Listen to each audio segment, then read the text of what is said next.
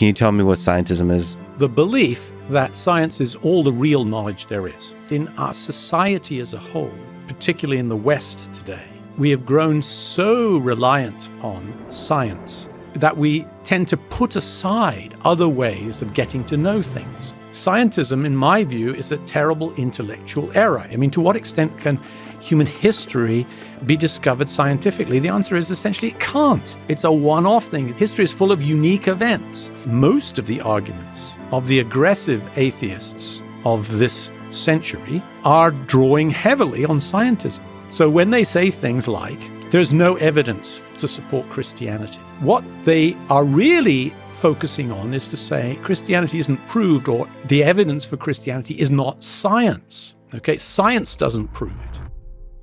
The following is a conversation with Ian Hutchinson, a nuclear engineer and plasma physicist at MIT. He has made a number of important contributions in plasma physics, including the magnetic confinement of plasmas, seeking to enable fusion reactions, which happens to be the energy source of the stars, to be used for practical energy production. Is there a way that you could try to describe on a podcast? What is God like? Is it a force intellectually? Is it a set of metaphors that you use to reason about the world? Or is it like Santa Claus, a guy with a beard on the cloud? Let me start by saying none of the above. Is it possible for somebody to be an atheist and avoid slipping into scientism? I didn't see Christianity as some kind of great evil, the way it's sometimes portrayed by the radical atheists of this century. I mean, I think that's nonsense. But I think there were certain attractive things. If you go to a university like Cambridge, you're surrounded by Western culture, from about, the 15th century onwards, and that's saturated with Christian art and architecture and so forth. And so it's hard not to recognize that Christianity is, in fact, the foundation of Western society and Western culture, Western civilization. So I mean, maybe I was in that sense favorably disposed towards Christianity as a religion, but as a personal faith, it didn't mean anything to me. But I became convinced really of two things. One is that the evidence for the resurrection of Jesus Christ is actually rather good. I mean, it's not a proof. It's not kind of some kind of scientific demonstrate or mathematical demonstration, but it's actually extremely good. It's not scientific evidence by and large. It's historical evidence. Historical evidence, yeah. So that was one thing. And the other thing that came to me when I was at Cambridge, it became clear that Christianity ultimately is not, some kind of moral theory or philosophy or something like that.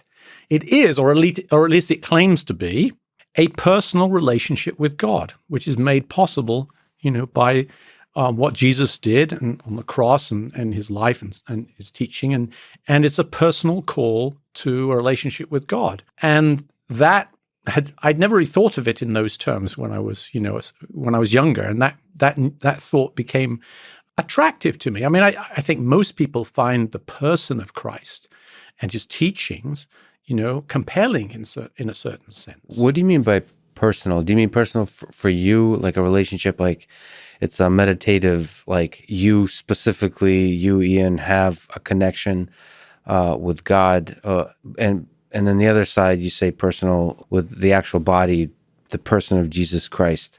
So all of those things, what do you mean by personal connection, and why that was meaningful? Well, so, as a Christian, sorry for the stupid questions. No, it's okay, no problem. As a Christian, I believe that I have a relationship with God, which is best expressed by saying that it's personal, and that comes about because, Jesus, through his acts, has reconciled me with God, me, a sinner, me, someone full of sins, of failings, of ways in which I don't live up to even my own ideals, let alone the ideals of a holy God, have been reconciled to the creator of everything. And so Christians, myself included, believe that prayer is, in a certain sense, a connection with God.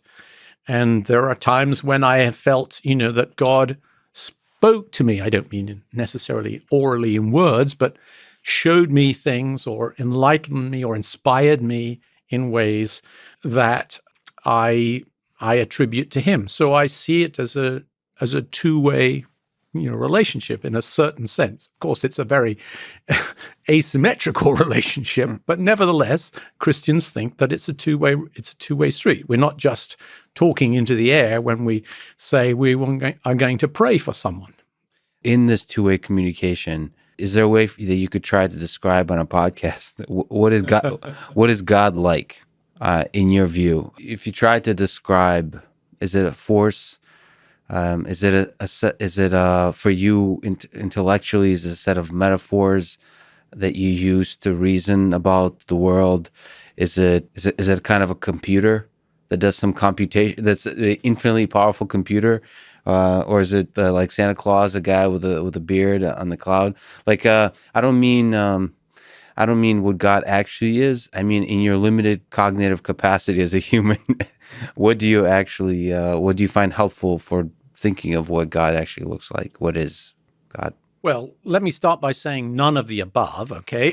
I mean, clearly God, in the Christian God, the God of Abraham, Isaac, and Jacob, etc., it is not any of those things, because all of those things you just mentioned are phenomena or entities in the created world. Right. And the most fundamental thing about monotheism, as Abraham and Moses and so forth handed it down, is that God is not an entity within the creation, within the universe, that God is the creator of it all. And that's what Genesis, first two chapters of Genesis, is really about. It's not about telling us, how God created the world. It's about telling us and telling the early Hebrews that God created the world, okay? And that therefore he is not, simply an entity within it. On the other hand, our finite minds have a pretty hard time encompassing that. Right. Yeah. So one has to therefore work in terms of metaphors and images and so forth. And I think we would know very little about who God is if we were simply left to our own devices. If we were just, here you are, you're in the universe, try to figure out who made it and so forth. Well, philosophers think they can do a little bit of that, maybe, and theologians think that they can do a little bit more. But Christians think that God has actually helped us along a lot by revealing himself. And we say that he's revealed himself supremely in the person of Jesus Christ.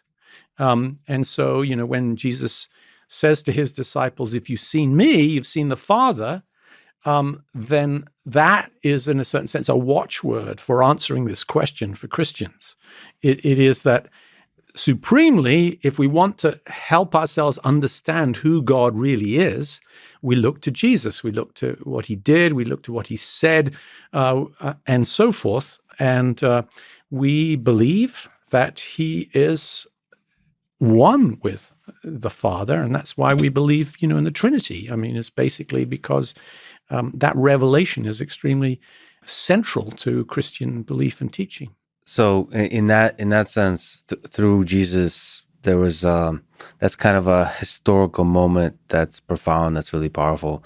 But do you also think that God makes himself seen in less obvious ways in our world today? Absolutely.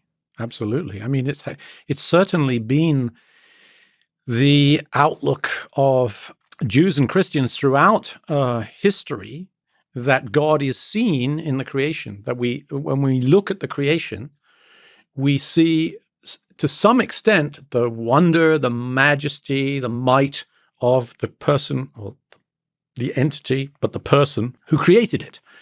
And that's a way in which scientists particularly have over the ages, and certainly over most of the last 5 centuries since the scientific revolution, scientists have seen, in a certain sense, the hand of God in creation. I mean, this leads us perhaps to a different discussion, but I mean, it's remarkable to me how influential Christianity and religion in generally has been in science. Yeah, most of the scientists through history, as if you described, I mean, God has been a very big part of their life and their work and their certainly up thinking. until at the beginning of the 20th century, that was the case. So maybe this is a good time to, can you tell me what scientism is? Yeah, I mean, the short answer is that by scientism, we mean the belief that science is all the real knowledge there is. I mean, that's a shorthand. There are lots of different facets of it, and which one can explore. And the book in which I explored it most thoroughly was actually an earlier book called Monopolizing Knowledge. And the purpose of that title is to draw attention to the fact that in our society as a whole, particularly in the West today, we have grown so reliant on science that we tend to put aside other ways of getting to know things. And so, of course, at MIT, we are focused on science, and we do focus on it very much. But the truth is that there are many ways of getting to know things in our world, know things reliably in our world, and a lot of them are not science. So scientism, in my view, is a terrible intellectual error. It's the belief that somehow the methods of science, as we've developed them with experiments, and in the end, it relies particularly upon reproducibility in the world and on a kind of clarity that comes from measurements and mathematics and related types of skills. Those, powerful though they are for finding out about the world, are not all the knowledge, do not give us all the knowledge we have, and there's many other forms of knowledge. And the illustration that I usually use to try to help people to think about this is to say, well, look, let's think about human history. I mean, to what extent can human history be discovered scientifically? The answer is essentially it can't. And the reason is because human history is not reproducible. You can't do reproducible experiments or observations and go back and try it over again. It's a one-off thing. The history is full of unique events, and so you can't hope to do history using the methods of science. Yeah, I mean, in some sense, history is a story of miracles. I mean, they don't have to do with God. It's just uniqueness is anyway unique events. That's unique sure. events, and that science doesn't like that because it's unique events by their very definition are not reproducible. Can I ask sort of a tricky question? I don't even know what atheist or atheism is, but is it possible for somebody to be an atheist and avoid slipping into scientism? Oh yeah, absolutely. I mean, these are two separate things, okay? I'm quite sure there are many people who don't believe in God and yet recognize that there are many different ways we get knowledge. Some is history, some is sociology, economics, politics, philosophy, art history, language, literature, etc., etc. There are many people who recognize those disciplines as having their own approaches to epistemology and to how we get knowledge, and valuing them very highly. I don't mean to say that everyone, who's an atheist automatically, subscribes to the scientific viewpoint. That's not true. But it's certainly the case that many of the arguments, in fact, most of the arguments of the aggressive atheists of this century, people are sometimes called new atheists, although they're actually rather old. Most of their arguments are rather old, are drawing heavily on scientism. So when they say things like, there's no evidence to support Christianity, okay? What they are really focusing on is saying that Christianity isn't proved, or the evidence for Christianity is not science. Okay, science doesn't prove it. Right. And if you read their books, that's what you find they really mean is science doesn't lead you necessarily to believe in a creator God or in any particular religion. I accept that. That's not a problem to me, because I don't think that science is all the knowledge there is, and I think there are other important ways of getting to know things, And one of them is historical, for example. And I mentioned earlier that I became persuaded, and I still am persuaded, that the historical evidence for the resurrection is very persuasive.